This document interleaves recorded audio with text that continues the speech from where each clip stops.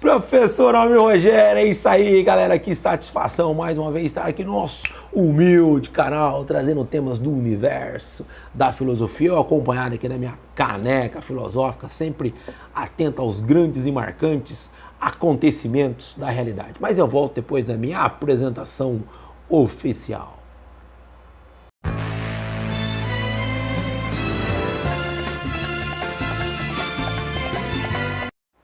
Nós vamos refletir hoje um tema bastante pertinente, que é: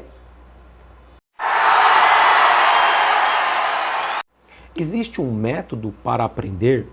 Existe uma ferramenta que vai possibilitar a amplificação do nosso conhecimento? Qual é o jeito mais fácil para reter o conhecimento? Então essas são algumas questões que eu tenho deparado trabalhando com alunos da primeira, segunda, terceira séries do ensino médio. Eu reflito a atmosfera da filosofia. A filosofia é muito bonita nesse sentido porque envolve reflexão, questionamento, discussão, muito debate. E às vezes eu me deparo com esse tipo de questionamento que os alunos têm feito para mim já há algum tempo. Professor, qual que é o seu método de conhecimento? Não é? Eu me recordo que, rapidamente aqui lembrando, eu prestava muita atenção naquilo que o professor falava, só que eu tinha que anotar. Então, eu anotava praticamente quase tudo, até porque tudo fica mais complexo de anotar, porque sempre uma outra coisa, uma frase, uma reflexão sempre acaba escapando. Mas o máximo que eu conseguiria anotar, eu anotava. Então, para mim, valia muito o caderno, a explicação do professor, o livro, que depois me ajudava na reflexão também. Lembrando que eu não tinha o acesso à internet. Há 20 anos atrás, 25, quando eu terminei o ensino médio, não tinha essa ferramenta que possibilita o conhecimento praticamente na palma da mão. Então não existe uma fórmula, não, olha, faça assim que você vai compreender, usa esse caminho que você vai aprender mais fácil. Eu penso que cada um tem o seu jeito, cada um tem a sua dinâmica, mas aprofundando um pouco a questão, me deparei com a reflexão de um americano, de um professor chamado William Glasser. Ele teve a sua formação primeiramente em engenharia química, depois logo no início dessa sua preparação profissional, ele mudou, ele foi para o campo da psicologia clínica. Ele desenvolveu aí alguns trabalhos na área social, estudando questões sobre matrimônio, educação, e é justamente na educação que ele propõe uma tese bastante interessante. Há quem aceite, há quem não aceite, há quem faça aí algumas ressalvas, algumas observações, tudo isso é importante dentro do debate. Mas a questão da aprendizagem, ela tem uma tese nuclear, não é? Que eu colocaria em três viés, daquele que está na posição de aprender. Então, aquele que está na posição de aprender, requer dele o quê? Muita atenção. Ou seja, a capacidade de concentração, a entrega dele ali no ambiente escolar, da sala de aula, naquele ambiente de educação, tem que ser uma entrega total, porque com a capacidade de concentração ampliada, ele com certeza ele vai reter o conteúdo de maneira um pouco mais fácil, tá certo? E a partir do momento que a sua atenção que vai desenrolar ou vai desembocar na questão da retenção do conteúdo, e se ele consegue ter um mínimo de envolvimento com a temática, com o conteúdo, quando o assunto é tratado, a capacidade de aprendizagem ela vai se potencializar ainda mais. Porque esse pensador da psicologia clínica, William Glasser, ele vai dizer que ninguém é totalmente desmotivado. Então todos nós, de alguma maneira, nós buscamos o conhecimento, aprender. Não estou dizendo que aqui todos têm vocação para ser cientista da NASA, não é isso que eu estou querendo dizer, mas por uma questão de necessidade. Ele até elenca ali cinco situações que são bastante interessantes na questão do aprender. Aprendemos para sobreviver, obviamente, essa é uma tese bastante interessante. Aprendemos por uma questão de pertencimento ao grupo, né? Aprendemos até por uma questão de liberdade, aprendemos também, e muitos, para buscar o poder, e não é só na esfera política, e muitos aprendem por diversão. Então ele coloca aí cinco elementos bastante importantes que vai de alguma maneira ir de encontro, né, respondendo um pouco, olha, por que nós aprendemos? Né? Nós temos sim essa necessidade de preencher algumas coisas na nossa existência. Mas ele apresenta também uma pirâmide bastante interessante. Eu fiz aqui, vai ficar muito claro aí para vocês, né? Onde ele elenca, ele faz aqui uma seleção aqui do processo de aprendizagem. Então ele vai dizer que aqueles que leem, eles captam o conhecimento apenas 10%. Então, olha que a leitura ela é bastante importante. Ou seja, quando você lê, creio eu que você está numa sintonia, numa concentração, numa entrega total, no sentido de captar aquilo que o texto, o autor, está dizendo para você. Mas no campo do aprendizado, ele vai dizer que a leitura é 10%. 20% você aprende quando você está escutando. Então você imagina você numa aula de 50 minutos, o professor falou 25, você vai aprender, você vai reter o conhecimento apenas 20% de tudo aquilo que foi debatido, refletido, passado, transmitido em sala de aula.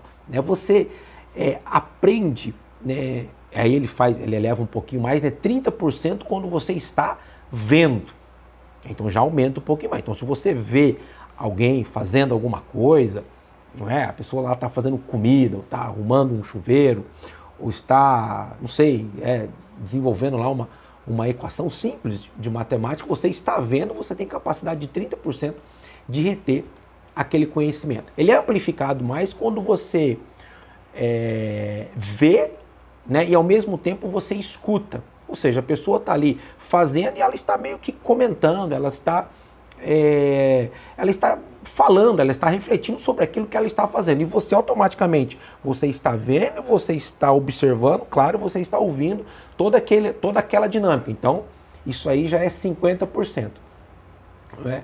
Hoje se fala muito em metodologia passiva ou aprendizagem passiva, que é aquela onde o aluno ele vê, né, ele observa, claro, né, ele escuta, não é? Ele está ali, né, ele está prestando atenção, acredito eu que a sua capacidade de concentração, a sua entrega, ela é máxima ali. Então a gente chama isso de metodologia passiva, aquela aprendizagem tradicional que é bastante também importante.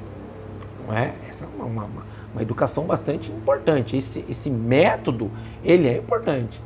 Eu não posso depreciar ou desmerecer a figura daquele que está ali para transmitir o conteúdo. Até porque aquele que está ali, ele é preparado, né? Ele tem habilidades sobre a temática.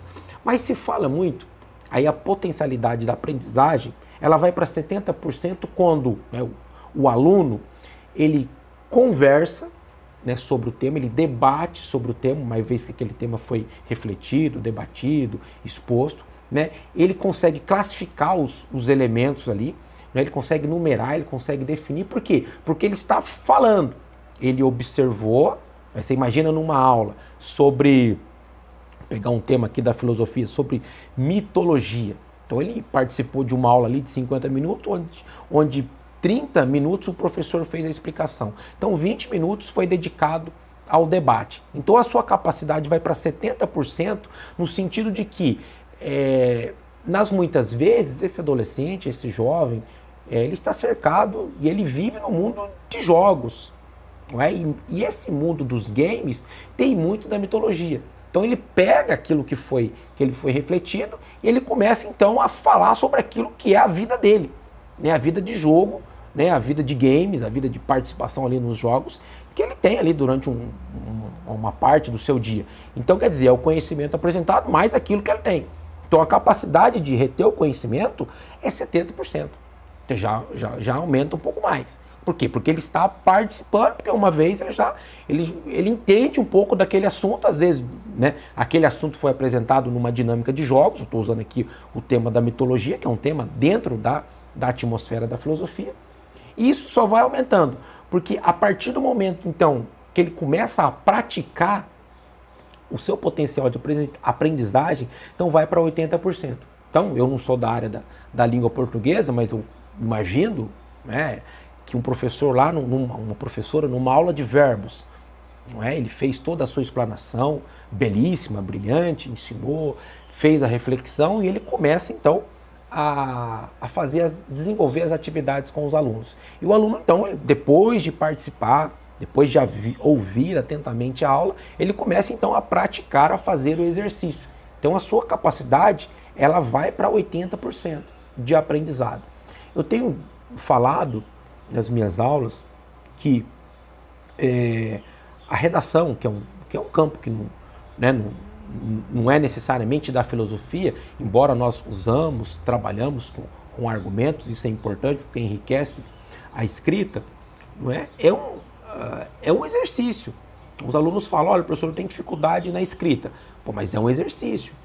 Quanto mais você escreve, você vai amplificando essa sua capacidade. Então, aquilo que é dificuldade para você, né, uma vez que você vai se familiarizando com o tema, você vai tendo posse, você vai tendo um pouco mais de intimidade, familiaridade e, claro, crescendo, amplificando a sua capacidade, a sua cosmovisão dentro da dinâmica da redação, da escrita. Então, 80%. 95% é quando você ouve, não é? Ó o som, ó que legal. Você vê como é que é. A gente está aqui na dinâmica da aula e o som está passando, mas enfim, vamos lá, vamos refletir o nosso tema aqui sobre a aprendizagem. Você participou da aula, você ouviu atentamente, você anotou, você viu que o professor conseguiu resolver o problema, você conseguiu reter aquele conhecimento, você começou a praticar e agora você vai passar a ensinar as outras pessoas. Então a sua capacidade de aprendizagem, ela vai de 10%, que era lá quando você apenas lia, fazia leitura, agora ela vai para 90%, 95%, uma vez que você é ciente do conhecimento, você vai passar também a ensinar a outras pessoas. Olha, em casa eu vou ensinar o meu irmão. Olha, quem sabe eu vou conversar com meu pai e vou ensinar ele, né, os verbos que eu aprendi hoje. Então, quando você aprende o conteúdo e você começa a ensinar as outras pessoas, né, o teu conhecimento ele vai se potencializando cada vez mais. Então me chamou a atenção bastante, de modo muito significativo, a reflexão desse psicólogo clínico, o William Glasser, que fez essa abordagem falando da questão da pirâmide da aprendizagem. Se tem falado muito hoje de metodologia ativa, onde que o aluno ele participa do processo do conhecimento, né? Então eu não posso descaracterizar a figura do mestre, do professor, do tutor, mas o aluno também ele tem buscado, claro, hoje com várias e diversas ferramentas, não sendo elas só as tecnológicas, mas tem várias outras formas, né, de entender o conteúdo, ele tem se tornado protagonista do conhecimento. Só que eu não posso depreciar, descaracterizar ou desmerecer a figura do professor. O professor continua sendo aquele farol, não é, que vai iluminar, claro, a vida epistemológica, né, o conhecimento do aluno. Então, considerei essa reflexão aqui bastante pertinente, ficou um pouco aí demorada, mas né, ouvindo atentamente, né, fazendo as anotações, aí eu tenho certeza que vai ser uma aula, uma reflexão bastante interessante para você. Aí eu faço o questionamento: como que você aprende? Escrevendo, lendo, ouvindo, vendo, fazendo? Qual que é a melhor forma de você aprender? Desenvolvendo um projeto, tentando resolver um problema, participando de um debate? Então fica para você esses questionamentos, né? Qual que é a melhor forma, né? Como que você consegue aprender de forma eficaz, de um modo que esse conteúdo, né, o transforme, né, o melhore, né, tornando você um cidadão cada vez mais reflexivo e ético. Obrigado.